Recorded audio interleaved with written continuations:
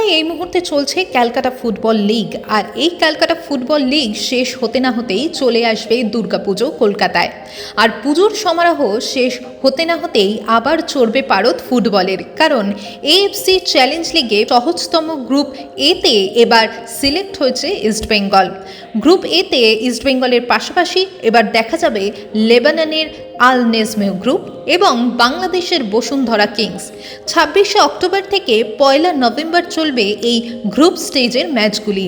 এবার এই গ্রুপ স্টেজের ম্যাচগুলি খেলতে ইস্টবেঙ্গল পাড়ি দেবে ভুটানে। ব্যুরো রিপোর্ট, বাংলার পালস টিভি।